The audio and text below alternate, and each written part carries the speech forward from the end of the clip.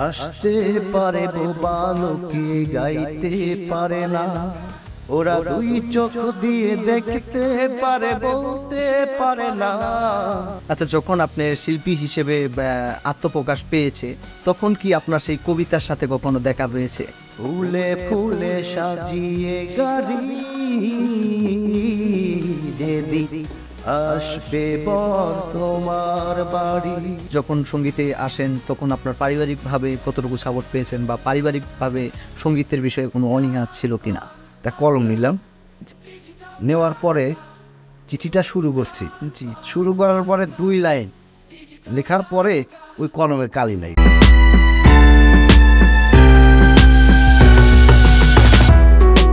সুপ্রিয় দর্শক, অনেক অনেক প্রীতি ও শুভেচ্ছা জানিয়ে শুরু করছি মুভি বাংলা টেলিভিশনের অনুষ্ঠান ডিজিটাল তারকা। সাথে আছি আমি মোহাম্মদ মানিক খান। আজকে আমাদের সাথে অতিথি হিসেবে আছেন কণ্ঠশিল্পী হাসু ভাই। কেমন আছেন আপনি? জি, ভালো আছি। আপনি ভালো আছেন? জি, আলহামদুলিল্লাহ ভালো আছি। প্রথমেই আপনাকে ধন্যবাদ জানাচ্ছি, সেই সুদূর থেকে আমাদের স্টুডিওতে এসে আমাদের সাথে আজকে আড্ডা দিচ্ছেন। তো প্রথমেই আপনার কাছে একটা বিষয় জানতে চাবো, সেটা হচ্ছে আপনি দীর্ঘদিন ধরে সঙ্গীতের সাথে যুক্ত আছেন এবং এক সময়ের জনপ্রিয় একজন কণ্ঠশিল্পী ছিলেন।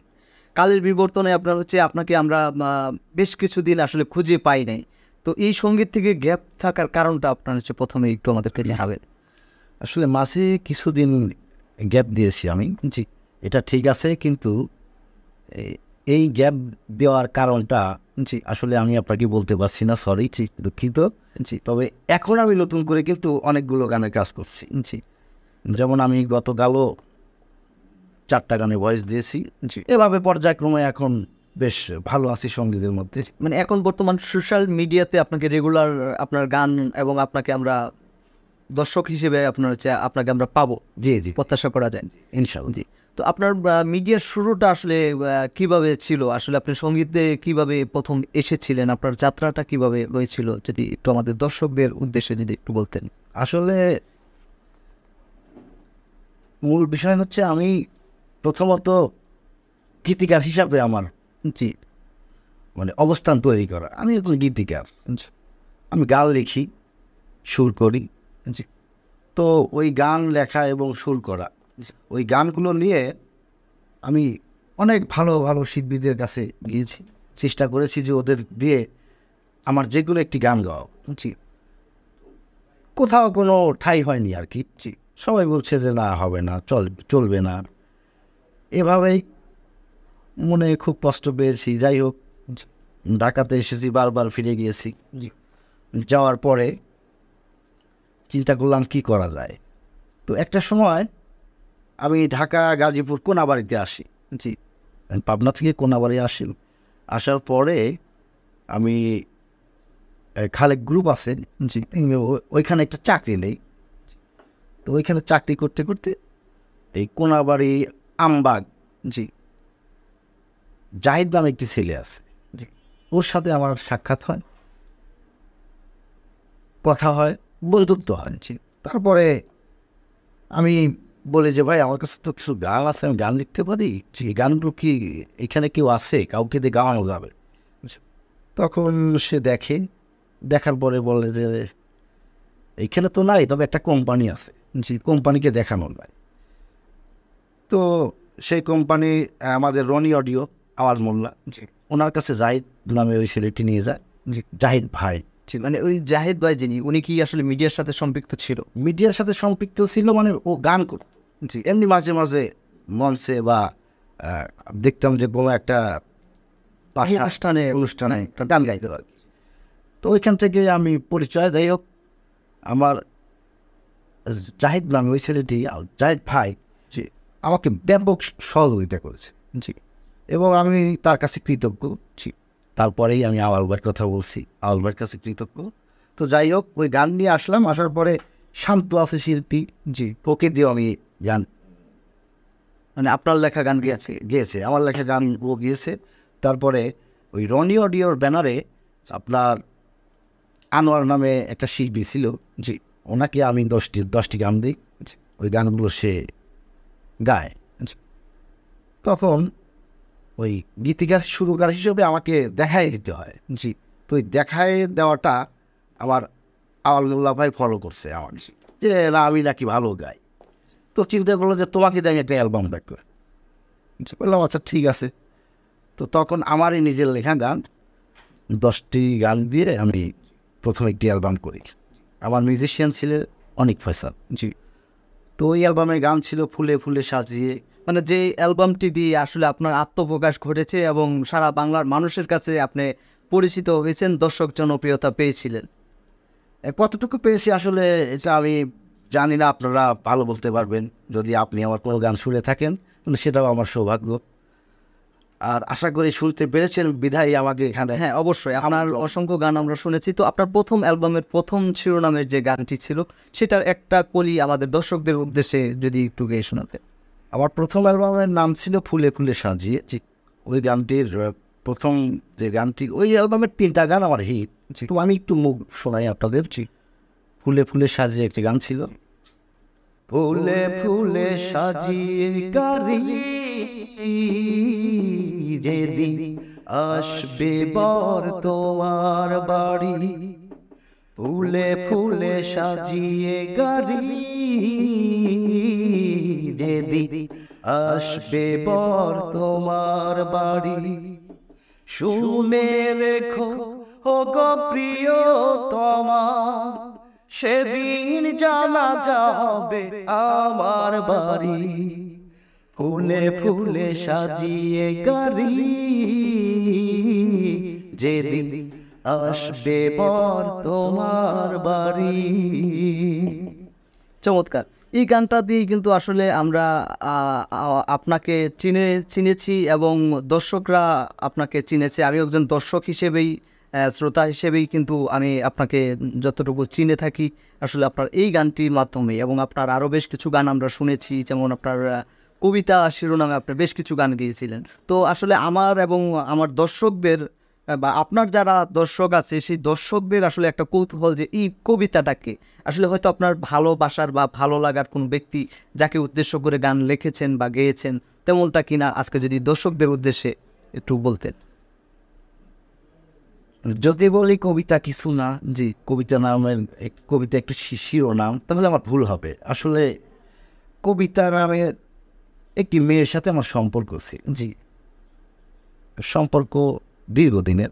জি। তো এক পর্যায়ে সম্পর্ক থাকে না আর কি, তার সাথে আমার সম্পর্কে কোনো অবস্থান ছিল না।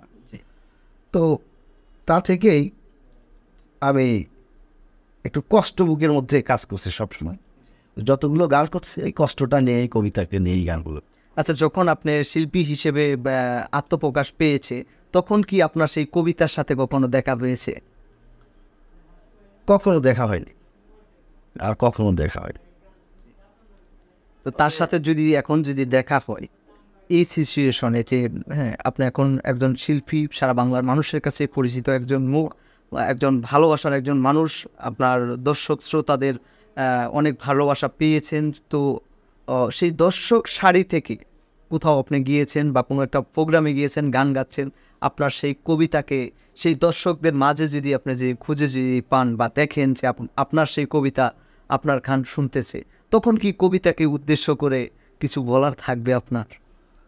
নাকি নতুন কোনো গান আপনার রচনা করবেন সেই কবিতাকে নিয়ে? ওই মঞ্চে যদি কবিতা থাকে, জি, তাহলে ওইখানে গান গাওয়ার মতো একটি গান আছে আমার। জি। সঙ্গে সঙ্গে আমি সেই গানটি গাই। জি।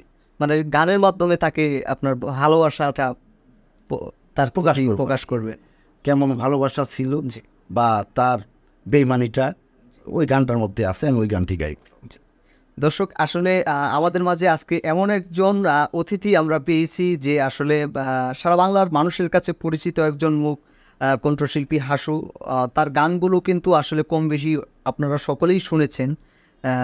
তো তার জীবনের যে আত্মজীবনী আছে, যে গানগুলো আসলে আমরা বারবার শুনেছি, যে গানগুলো আসলে দর্শক শ্রোতাদের মনে আসলে লেগেছে, সেই গানগুলো আসলে কিভাবে সে লিখেছে এবং সেই গানের শিরোনামে যে কবিতা ছিল, সেই কবিতা কে ছিল, সেটা কিন্তু আজকে কিন্তু আসলে আমিও জানতে পারলাম এবং আমাদের অনুষ্ঠানের মাধ্যমে দর্শক শ্রোতা যারা আছেন তারাও কিন্তু আসলে জানতে পারলেন। তো তো হাসু ভাই, আরেকটা বিষয় আপনার কাছে জানতে চাবো যে আসলে সঙ্গীত শিল্পী হিসেবে একজন সঙ্গীত শিল্পীর আসলে সঙ্গীত সম্পর্কে আসলে কোন কোন বিষয়গুলো আসলে জানা থাকা একান্ত অত্যাবশ্যক বলে আপনি মনে করেন? সঙ্গীতের তো শেষ নেই, জি, শেখার শেষ নেই, জানার শেষ নেই। আমরা যারা আছি, মূলত আমি শিল্পীর দাবি করতে পারি না, এতটুকু সঙ্গীত সম্পর্কে আমার জানা নেই। তো এতটুকু বলতে পারি যে আসলে এই যে আমরা অনেকেই কিন্তু বলি যে এখন শিল্পীর অভাব নাই, রাস্তাঘাটে শিল্পী।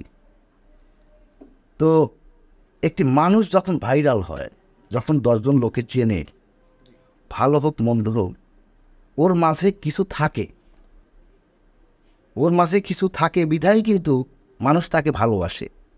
অবশ্যই। ওকে অবহেলা করা যাবে না। জানা অজানার কথা যে বললেন, এটা সঙ্গীত জগৎটা চর্চার মাধ্যমে সব কিছু হয়। চর্চা করতে হবে, শিখতে হবে, জানতে হবে।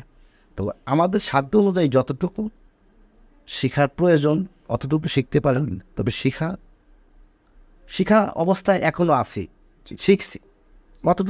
কতটুকু শিখতে পেরেছি এটা আসলে বলতে পারবো না। আরেকটা বিষয়, আসলে সঙ্গীত অঙ্গনের মানুষকে আমরা দেখে থাকি যে অনেক ক্ষেত্রে বা অনেকেই আছে এমনটা যে একটা সময় ব্যাপক জনপ্রিয়তা ছিল তাদের, আপনাদের সময় যেটাকে বলতেন যে সুপার টুপার হিট, তো তখন তারা হিট ছিল, হিট সিঙ্গার ছিল। তো বর্তমান পরিস্থিতিতে তারা আসলে অনেকেই অর্থ সংকটে ভুগতেছে। তো তখন তারা যে অর্থ কামিয়েছে, তো সেই অর্থটা আপনার হয়তো সঠিক পথে ব্যয় করতে পারে নাই বা সঠিকভাবে সঞ্চয় করতে পারে নাই বিধায় অর্থ সংকটে ভুগতেছে। তো এই বিষয়ে আপনার মন্তব্য কী? যারা আপনার নতুন প্রজন্ম আছে বা বর্তমান সময়ে যারা সঙ্গীত নিয়ে চর্চা করতেছে বা গাচ্ছে, ভাইরাল হচ্ছে, টাকা ইনকাম করতেছে, তাদের উদ্দেশ্যে কি আপনার কিছু বলার আছে কি? এগুলোর বিষয় বলার কি আছে, আপনার অনেক বড় বড় আর্টিস্ট যারা এই বাংলাদেশে, এদের অনেক কাহিনী কিন্তু আমাদের জানা আছে। এগুলো কেন হয়, এটা আসলে আমার মনে হয় আল্লাহ ছাড়া কেউ বলতে পারবে না। কখন কোন শিল্পীর কাছে টাকা থাকবে, কখন থাকবে না, বাড়ি থাকবে থাকবে না, এটা আসলে বলতে পারবো না। তবে সতর্ক হওয়া উচিত যে আজকে আমি শিল্পী, আমি পারিশ্রমিক পাচ্ছি কিছু, এইটার থেকে সঞ্চয় করতে হবে, আমার ভবিষ্যতের জন্য রাখতে হবে। এই বিষয়গুলো যাদের মধ্যে কাজ করবে, হয়তো বা তাদের পরবর্তীতে আর এই সমস্যাগুলো হবে না। আমার এই স্টুডিওতে, এই মঞ্চে, এইখানেই কিন্তু আসলে অনেক জ্ঞানীগুণী শিল্পী আসছে যারা কিন্তু আসলে তাদের জীবনীটা প্রকাশ করেছে এবং অনেকে আছে চোখের পানি অঝরে এখানে ছেড়েও দিয়েছে, তাদের আবেগ ধরে রাখতে পারে নাই। তাদের যে সময়টা ছিল, সুসময়টা ছিল, সেই কথাগুলো মনে করে এবং বর্তমান যে সিচুয়েশনটা আছে সেই সময়টার কথা মনে করে। তো আপনি কি মনে করেন যে একজন সঙ্গীত শিল্পী হিসেবে আপনার বিগত দিনে যে আপনি একজন সুপার টুপার হিট সঙ্গীত শিল্পী ছিলেন, তো হয়তো যে কোনো একটা কারণে আপনার গ্যাপ গেছে, সেই গ্যাপটার কারণে আপনি বিরত ছিলেন, এখন নতুন করে আবার অগ্রযাত্রা শুরু করেছেন। তো এখন বর্তমান সময়ের যে অগ্রযাত্রাটা, বিগত দিনের থেকে এখন আপনার পার্থক্যটা কি আপনি খুঁজে বের করতে পারবেন? এই পার্থক্যটা কিসের পার্থক্যটা আপনি জানতে চাচ্ছেন? পার্থক্যটা হচ্ছে আপনার সামাজিক অবস্থান এবং আপনার হচ্ছে অর্থনৈতিক অবস্থান। আমি দুইটা বিষয়ই আপনাকে এখানে স্পষ্ট করে উল্লেখ করতে বলছি। আসলে অর্থনৈতিক অবস্থানটা হচ্ছে আপনার, এখন গান করব যে কতটুকু আলোচিত হতে পারবো, কতটুকু আলোড়ন সৃষ্টি করতে পারবো, এই সমস্তর উপর বেসিস করে আবার সেই পারিশ্রমিকের অবস্থানের উপর আমার অর্থ কিন্তু বাড়তে পারে, আবার নাও হতে পারে। তবে ওই সময়ের যে অর্থনৈতিক অবস্থা ছিল, ওই অবস্থার মধ্যে যতটুকুই আছে আল্লাহর কাছে হাজার শুকর, অনেক ভালো আছি এবং আমি আমার ফ্যামিলিগত দিক থেকে অনেক সুখী আছি।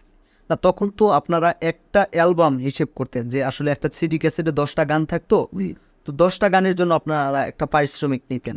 আর এখন বর্তমান যে সিচুয়েশন এসে দাঁড়িয়েছে, সোশ্যাল মিডিয়াতে কিন্তু আপনার একটা গানেই কিন্তু একটা অ্যালবাম।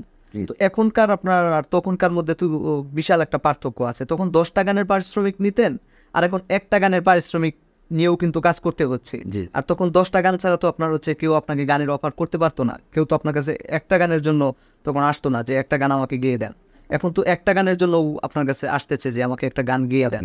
তো অর্থনৈতিক যে বৈষম্যটা আপনার হচ্ছে তখনকার আর এখনকার মধ্যে যে তৈরি হয়েছে, তো সেটাকে আসলে আপনি কোনভাবে আপনি দেখবেন? দেখুন, ওই সময় তো আমাদের কাছ থেকে যখন 10টি গান নিত কোম্পানি, তখন 4 লক্ষ 5 লক্ষ টাকা আমাদের দিত।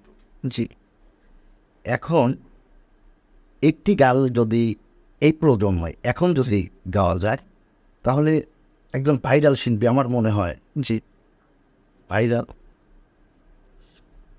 তারও পারিশ্রমিক হিসাবে হয়তো বা 15-20 হাজার টাকা পেতে পারে। জি আর আমাদের বিষয়টা এখন ভিন্ন। এইভাবে 5 লক্ষ পর্যন্ত যেতে কিন্তু আমার অনেক সময় লাগছে। অনেক সময় লাগে। তো সার্বিকভাবে সবার সহযোগিতা বা আগের মতো যদি বাংলাদেশের মানুষ আবার সাড়া দেয়, সারা বিশ্বের মানুষ, হয়তো বা ওর চেয়েও ভালো কিছু হতে পারে। এ সুযোগ আছে এই সোশ্যাল মিডিয়াতে। রাইট, অবশ্যই। কিন্তু আপনার কাছে কোনটা মনে হচ্ছে যে আসলে আপনারা যখন সিডি যুগে ছিলেন সেই যুগটা আপনার কাছে ভালো মনে হচ্ছে না, বর্তমান যে সোশ্যাল মিডিয়াটা আমরা যেটাকে সোশ্যাল যুগ বলে থাকি, যে ডিজিটাল যুগ, তো এইটা আপনার কাছে মনে হচ্ছে যে ভালো, মানে আপনাদের জন্য, আপনাদের শিল্পীদের জন্য? মানে আমাদের শিল্পীদের জন্য মানে আমার কাছে ওই সময়টা ভালো ছিল। মানে সেই সময়টা ভালো থাকার আপনার তো কারণ আছে, সেই কারণটা আমাদেরকে যদি একটু জানাতেন। ওই সময় ভালো থাকার কারণটা হচ্ছে আমাদের শিল্পীদের জি যেটা সম্মান, জি আত্মমর্যাদা, মানুষের ভালোবাসা, এই অনেক বিষয় ছিল যে বিষয়গুলো এখন নেই। জি ওই সময় শিল্পী হিসেবে এক জায়গায় গেলে মানুষের ভালোবাসা, মানুষ আমাদের প্রতি যে আকৃষ্টতা ছিল, আকৃষ্ট, এই ভাবগুলো দেখলে নিজেকে খুব ভালো লাগতো। মনে হতো যে যাক, অনেকের ভালোবাসা আমার জন্য কাজ করে। তো এখন আসলে এইগুলো নাই। কেমন যেন আগে আমি নিজেই চিন্তা করতাম শিল্পী হওয়ার আগে যে একবার যদি মনির ভাইয়ের কাছে যেতে পারতাম, একবার যদি নাসির ভাইকে দেখতে পারতাম, একবার যদি অ্যান্ড্রু কিশোরকে দেখতে পারতাম। এই যে একটা আকর্ষণ, এই আকর্ষণগুলো কিন্তু বর্তমানে হারিয়ে যাচ্ছে। আমার তো মনে হয় এখন বাংলাদেশের আলোচিত কোনো ব্যক্তিও যদি কোথাও যায়, তো মানুষ হয়তো তার গান শুনতে আসবে, একটু দেখতে আসবে, কিন্তু ওই আগের মতো ওই সময় যে এরকম মানে পুলিশ মূল্যায়ন নেই, কী করা যেত, মানুষ শিল্পীদের যে মূল্যায়নটা, ওইগুলো নাই। তো এইটার কারণটা কি? এটার কারণ আপনার ডিজিটাল যুগ জামানা। জি এই যুগ জামানায় হয়তো বা এটাই ভালো। এইটার এই চিন্তা যে এখনকার যে প্রজন্মগুলো, এই প্রজন্মের মানুষ ওই সময় মানুষের সাথে তুলনা করলে আসলে মনে হয় যে এরা একটু ভিন্ন। না, আমার কাছে যেটা মনে হয় যে আসলে তখন আপনারা 10টা গান নিয়ে একটা অ্যালবাম করতেন, তখন সেটা আসলে করাটাও খুব কষ্টসাধ্য ছিল। যেমন আপনি বললেন যে আসলে আপনি গান লিখে অনেকের ধারে ধারে ঘুরেছেন, যে আপনার গানগুলো প্রচার করার জন্য, নিজে শিল্পী হওয়ার জন্য না, প্রচার করার জন্য, কিন্তু সেই মাধ্যমটা খুঁজে পেতে আপনার দীর্ঘ একটা সময় লেগেছে এবং পরিশ্রম করতে হয়েছে।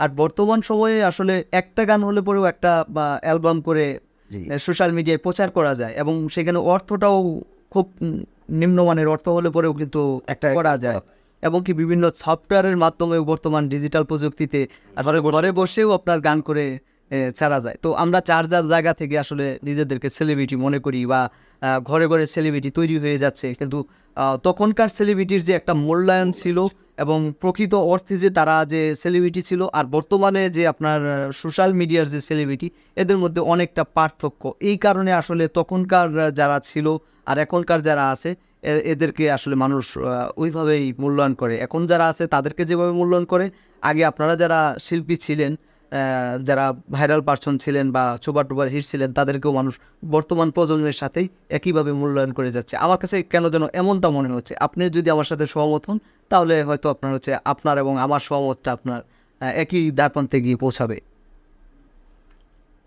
বিষয় ঠিক আছে আপনার কথা, হয়তো আমি মানে যেভাবে বোঝাতে চেয়েছি হয়তো বা সেভাবে বোঝাতে পারিনি বিষয়টা। তো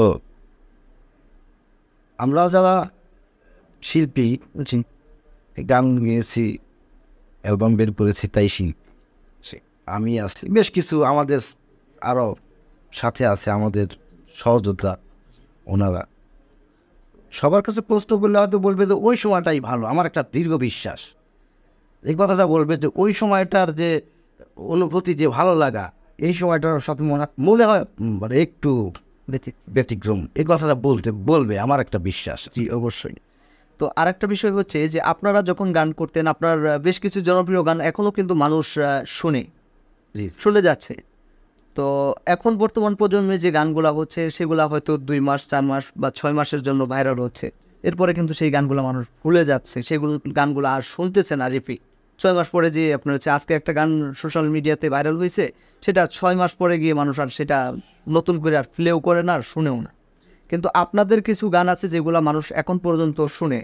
তো তখনকার গানের মধ্যে আর এখনকার গানের মধ্যে কি পার্থক্য, যার কারণে আপনাদের সেই সময়কার যে গানগুলো ছিল সেগুলা মানুষ এখনও শুনে যাচ্ছে, আর এখনকার গানগুলা মানুষ 2 4 6 মাস পরে ভুলে যাচ্ছে? দেখুন, ওই সময় যখন গান লিখতাম, জি একটি গান লিখতে হয়তো বা আমার 2 মাস লাগতো।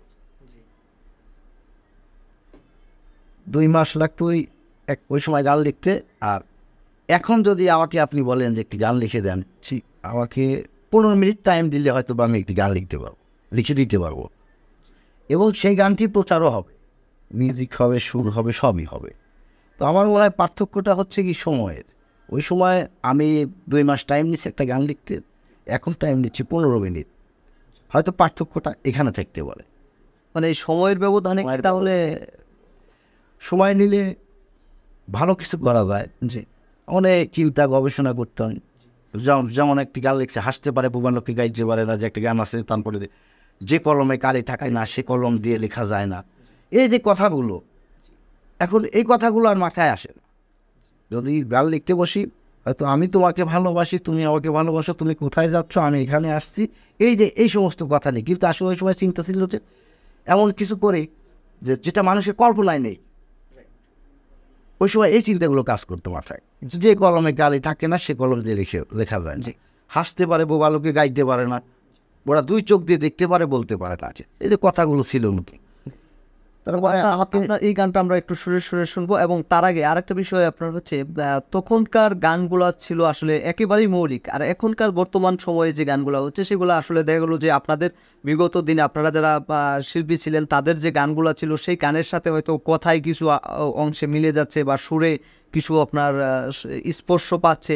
এই কারণে হয়তো আমার কাছে মনে হয় যে বর্তমান সময়ের গানগুলো আসলে একটু মানুষ মনে কম রাখে, কারণ হচ্ছে প্রত্যেকটা জিনিসই কিন্তু আপনার ওই আগের জিনিসের সাথে সম্পৃক্ত হয়ে যাচ্ছে। জি।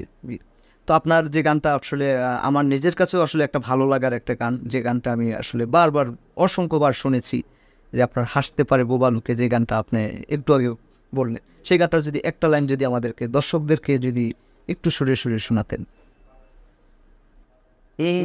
হাসতে পারে বোবা লোকে গাইতে পারে না, হাসতে পারে বোবা লোকে গাইতে পারে না, ওরা 2 চোখ দিয়ে দেখতে পারে, বলতে পারে না।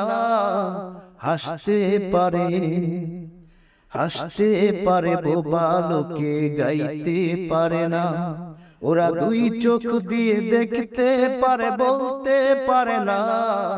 হাসতে পারে বোবা লোকে গাইতে পারে না। চমৎকার একটি গান ছিল। তো এই গানটি আসলে সুর এবং গানটি রচনা করেছিল কে? এই গানটি, আমি দুঃখিত, এই গানটি আরমান নামে একটি ছেলে ছিল। আর আপনার তখন জাহাঙ্গীর আলম বুলবুল অডিও, উনি ছিল, আমি ছিলাম, মানে সার্বিকভাবে এই গানটার মধ্যে সবার অংশগ্রহণ আছে, সকলের সম্মিলিত। তবে প্রাধান্য পায় বেশি ওই আরমান ছেলেটা, শিল্পী ও ছিল একসময় গান গাইতো, ওই ছেলেটা। তো তো আপনার এই গানটা কিন্তু এখন পর্যন্ত কিন্তু মানুষ শুনে, এবং এই গানটা কিন্তু আসলে একটি কালজয়ী গানই বলা যায়, যে আসলে যুগ যুগ ধরে এই গানটা বেঁচে থাকবে, যেমনটা বিগত দিন থেকে আসলে মানুষ শুনে আসতেছে। তো যাই হোক, আমাদের আজকের অতিথির সাথে আড্ডা হবে, কথা হবে, অতিথির সাথে আরও বেশ কিছু আড্ডা দেবো আমরা। তার আগে যাব ছোট্ট একটা বিরতিতে, কোথাও যাবেন না, ফিরছি বিরতির পরেই, সাথেই থাকুন।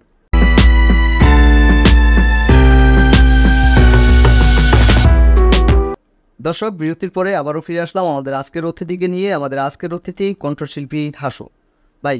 যে বিষয়টি নিয়ে আমরা কথা বলতেছিলাম, আসলে আমরা সঙ্গীত যারা করে কিংবা মিডিয়ার সাথে যারা সম্পৃক্ত দেখে থাকি যে অনেক সময় পারিবারিকভাবে আসলে একটা অনীহার মধ্যে থাকে। তো আপনি যখন সঙ্গীতে আসেন তখন আপনার পারিবারিকভাবে কতটুকু সাপোর্ট পেয়েছেন, বা পারিবারিকভাবে সঙ্গীতের বিষয়ে কোনো অনীহা ছিল কিনা? আসলে আমার ফ্যামিলির সবাই সঙ্গীত প্রিয় মানুষ না ওরা। জি। আমি সঙ্গীত প্রিয়, ছোটোবেলা থেকেই গান শুনতাম, গান ভালোবাসতাম। কিন্তু আমি এখানে এই জগতে আসা মানে এসেছি এই কারণে তাদের কোনো বাধা ছিল, জি, নিষেধ ছিল না, বা তারা খুশিও না। মানে পারিবারিকভাবে আপনার হচ্ছে কোনো প্রকার সাপোর্টও পাননি, এবং কি আপনার হচ্ছে মানে যতটুকুই আসছেন নিজের দক্ষতা মেধাকে কাজে লাগিয়ে আসছে। তো দেখা গেলো যে অনেক সময় আবার আমরা দেখে থাকি যে মানুষ যখন বৈবাহিক জীবনে আপনার চলে যায়, তখন মিডিয়াটাকে হয়তো আপনার পারিবারিকভাবে পছন্দ করে না, বা মিডিয়ার সাথে সম্পৃক্ত থাকতে দেয় না। তো তেমন কোনো আপনার হচ্ছে আপনি বিড়ম্বনার শিকার হয়েছেন কিনা পরিবার থেকে? না, পরিবার থেকে আমি এরকম বিড়ম্বনার শিকার হয়নি। জি। সবার উদ্দেশ্যেই বলতে চাই যে আমার ফ্যামিলিটা অত্যন্ত ভালো একটা ফ্যামিলি। জি। আর আমার ঘর উনি খুবই ভালো একটা মানুষ। আজ প্রায় 21 বছর বিয়ের বয়স। আপনাদের দয়ায় মানে কোনোদিন কোনো বিষয় নিয়ে আমাদের সাথে দ্বন্দ্ব হয়। আচ্ছা, আমরা আরেকটা জিনিস দেখে থাকি যে আসলে প্রত্যেকটা মানুষের বাসায় গেলে কিন্তু আসলে টেলিভিশন খুঁজে পাওয়া যাবে, কিন্তু যারা টেলিভিশনে নাটক করে বা অভিনয়ের সাথে সম্পৃক্ত বা সঙ্গীতের সাথে সম্পৃক্ত, তাদেরকে দেখলে আসলে আপনার অনেকেই আপনার একটু অনীহা প্রকাশ করে যে সে শুটিং করে বেড়ায়, সে গান করে বেড়ায়, অথচ তার ঘরেই কিন্তু টেলিভিশন আছে। তো এই বিষয়টা নিয়ে আপনি কি মন্তব্য করবেন? চিন্তা চেতনার বিষয়, জি, বিশ্বাসের বিষয়, আস্থার বিষয়। তো আমাকে কখনো এরকম আন্ডার এস্টিমেট করতে পারে নাই, বা করেও না কখনো। জানে যে এটা আমার পেশা, এটা এইখানে আমি কাজ করি, এগুলো আমাকে করতেই হবে, এটা নিয়ে কোনো সন্দেহ নাই ইনশাআল্লাহ। অনেক সময় দেখা গেল যে আপনারা স্টেজ পারফরমেন্স করতে গেলে পরে অনেক সময় দর্শকদের বিড়ম্বনার শিকার হয়ে পড়ে। তো তেমন কখনো কোনো বিড়ম্বনার শিকার হয়েছেন, বা স্মরণীয় কোনো ঘটনা কি আপনার মনে পড়ছে এখন? না, বিড়ম্বনার শিকার কোথাও হয়নি। জি। তবে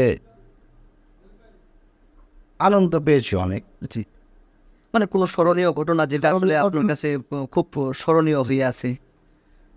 যখন আমার ফুলে ফুলে অ্যালবামটা হিট হয়, জি, তখন সিরাজগঞ্জ চৌবাড়ি ইসলামিয়া উচ্চ বিদ্যালয় একটা মাঠ ছিল, অনেক বড় মাঠ। তো ওই মাঠে একটা প্রোগ্রাম ছিল, ওই প্রোগ্রামে ছিলাম আমি, শান্ত, মণিকিশোর ভাই। জি, উনি অত্যন্ত মণিকিশোর অত্যন্ত গুণী একজন শিল্পী। তো ওই অনুষ্ঠানে ওই সময় শান্তর ভালো একটা অবস্থান, জি, আমারও ভালো একটা অবস্থান। জি, মণিকিশোর দা আসলে অনেক ভালো শিল্পী, অনেক ভালো গায়। তো উনিও ছিলেন। তখন লোকারণ, প্রচুর লোক। তো আমরা ঢাকা থেকে রওনা হলাম, একটু লেট আর কি। জি। তো প্রায় এক ঘন্টা আগে যাওয়ার কথা, কিন্তু আমরা 1 ঘন্টা পরে গেছি আর কি। যাওয়ার পরে পাপিক তো খেপা, খুব রাগ বসে পরে আমরা সবাই স্টেজে উঠে হাত উঠালাম। তো বললো যে ঠিক আছে, আস্তে আস্তে শান্ত হল। তো যাই হোক, গানের পালা। জি। প্রথমে ওই দিন মণিকিশোর দাদাকে, তো মণিকিশোর গাইছে, সবাই তালি গুণী শিল্পী তো তো তারপরে শান্ত গাইছেন, তো আমিও স্টেজে লাস্টে স্টেজে উঠছি, আমি গান গাচ্ছি। তো গান শেষ, নামার পরে একজন বয়স্ক মানুষ জি আমাকে জড়ায় ধরে মানে এমন কান্না করতেছে, মনে হচ্ছে যে আমার সাথে ওর কিনা দ্বন্দ্ব আছে, কি করছি আমি, তার অনেক বড় ক্ষতি করছি হয়তো বা, মানে কি করছি মানে কি আমিও বুঝতে পারতেছি না, কেউ বুঝতে পারতেছে না, খুব কান্নাকাটি, অনেক বয়স্ক মানুষ কিন্তু। জি তখন আমি অনেক আদর করতেছি যে কি আসলে বিষয় কি, আপনার কি হয়েছে বলেন, যে আমার ভক্ত হইলে তো ইয়াং পোলাপান হইতে পারে, বা কিছু মানুষ আছে মধ্য মধ্যবয়সী, এরা এই বয়স্ক মানুষটা কেন এরকম করতেছে। পরে আমাকে বলতেছে যে তুমি ওই গানটা গাও নাই কেন, মানে আপনি গান গান আমি যে আমার একটা গানের ভক্ত তিনি, জি ওই গানটি গাওনি কেন, এটাই আমার কষ্ট দুঃখ। পরে আমি বললাম যে কোন গানটি সেটা আছে, তো ওই একটা ভুলে ভুলে অ্যালবামে আমার এক গান ছিল, জি নারাজ তুমি হইতে পারো দয়াল, আমি যদি বলি এই কপালে সুখ লিখিতে তোর কলমে ছিল না কালি। মানে এই গানটি না গাওয়ার কারণে সে ওরকমভাবে আমার ধরে কান্না করে। কান্না করছে। চমৎকার একটি ঘটনা। ওইগুলো কিন্তু ভালো লাগছে। দর্শকরা যখন আপনাদেরকে অনুপ্রেরণা দেয় বা এই যে বললেন যে আপনার কাছে এসে কান্না করতেছে, তো তখন আপনার মুহূর্তটা কেমন থাকে এবং আপনার অনুভূতিটা কেমন থাকে? তখন তার পরেই তো আমি উপরের দিক তাকাইছি, জি, তাকে শুধু আল্লাহকে বললাম যে আল্লাহ তুমি আমার কি দিছ, এত ভালোবাসা মানুষের, তো আল্লাহর কাছে হাজার শুকরিয়া আদায় করি আর কি। আচ্ছা, এই যে হাজার হাজার দর্শকদের ভালোবাসায় সিক্ত আপনি হাসু, তো এই আপনি কি কখনো দর্শকদের জন্য আগামী দিনে এমন কোনো গান নিয়ে আসতেছেন যেটা তারা আসলে দর্শকরা আবারও আপনাকে সেই আগের স্থানে ফিরে নিয়ে যাবে, যে আসলে হাসু নামে একজন শিল্পী ছিল যিনি বিগত দিনে আমাদের ভালো লাগার একজন শিল্পী ছিল, এখনও আবার তাকে আমরা নতুন করে ফিরে পেয়েছি, তো এমন কি কাজ আপনার সামনে করতেছেন বা এমন কোন ধরনের গানগুলা করতেছেন? এখন আমাদের ধরন একটাই আসলে, জি ওই ওই সময় যে গানগুলো গেয়েছি ওই রকমই গানগুলো, জি একটু ভিন্নতা যদি আনতে চাই তাহলে ওই গানগুলো পাবলিকের মাঝে পৌঁছায় না ওইভাবে। জি তো চিন্তা করলাম যে তাহলে আমাদের ওই গানগুলোই ভালো, কারণ ওই গানগুলো তো আমার মিলিয়ন মিলিয়ন আছে, জি 5 মিলিয়ন 4 মিলিয়ন যাই হোক, তাহলে আমার ওই ক্যাটাগরি রাখতে হবে, এই হিসাব করে মানে ওই রকম ঢঙেরই আর কি কিছু গান করতেছি। আর একটা গান ছিল যে গানটা আসলে সুপার টুপার হিট বলবো তখনকার সময়ে, যে কলমে কালি থাকে না, জি জি, এই গানটার লেখক কে ছিল? ওই গানটির লেখক আমি নিজেই। এই গানটা আপনার হচ্ছে যখন আপনি লিখেছেন, আমি যতটুকু শুনতে পেরেছি তখন আমি বয়সে একেবারেই ছোট, যে আমি শুনেছি যে আপনি হয়তো কোনো এক স্টানে, বাস স্ট্যান্ডে বা বেবি স্ট্যান্ডে বসে আপনার হচ্ছে গানটা আপনি রচনা করেছিলেন। তো এটা আসলে মানুষের মুখে মুখে আপনি শুনেছি, যেহেতু আপনি কোনাবাড়ি থেকেই কিন্তু আপনার শিল্পী বা সঙ্গীতের শুরুটা শুরু হয়েছে, এবং কোনাবাড়িতে আমারও আপনার জন্মস্থান। তো সেই ক্ষেত্রে আপনার হচ্ছে আশেপাশের মানুষ যখন বলা বলি করে যে শিল্পী হাসু এই গানটা এই স্থানে বসে লিখেছিল, তো সেটা আসলে কতটুকু সত্যতা ছিল? সত্য ঘটনা আসলে যেটা সেটা আমি বলি একটু। জি সত্য ঘটনা হচ্ছে আমি চিঠি বলে আর কি, ওই সময় আমি একটা চিঠি লিখ, জি তো ওই চিঠি লিখতে গেলে একটা কলম নিলাম, নেওয়ার পরে চিঠিটা শুরু করছি, জি শুরু করার পরে 2 লাইন লেখার পরে ওই কলমের কালি নাই, ওই যে শীষ কলমগুলো ছিল তখন মধ্যে কোনো কলমগুলো ছিল, তো ওই কালি নাই, আরে কালি নাই, খুব রাগ, জি মানে মেজাজটা এত খারাপ, চিঠিটা লেখা খুবই প্রয়োজন ছিল। তো ওই রাগের পরে ওই চিঠি আর লিখলাম না, না লিখে অন্য ভাবনা চলে আসলো, আলটিমেটলি ওইটা অন্য একটা ভাবনা চলে আসলো যে এইটার উপর একটা গান করি, গান লিখি। তখনও যে ওইভাবে লিখলাম যে যে কলমে কালি থাকে না সে কলম দিয়ে লেখা যায় না, যে বাগানে ফুল ফোটে না সে বাগানে ভ্রমরও আসে না। এটা যদি আমাদের দর্শকদের যদি একটু সুরে সুরে যদি শোনাতেন। যে কলমে কালি থাকে না, সে কলম দিয়ে লেখা যায় না। যে বাগানে ফুল ফোটে না, সে বাগানে ভ্রমরও বসে না। তোমার মন যে পাথরে গড়া, তোমার মন যে পাথরে গড়া, তাই তো ভালোবাসা হলো না।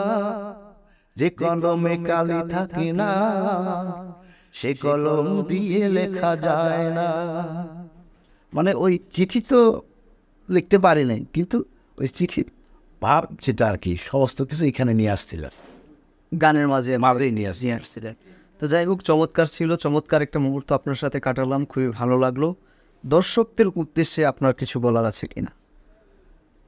দর্শকদের উদ্দেশ্যে বলতে চাই, প্রথমে মুভি বাংলা টেলিভিশনের সকল কলা কৌশল এবং আপনাকেও অসংখ্য ধন্যবাদ আমাকে এখানে আমন্ত্রণ জানানোর জন্য।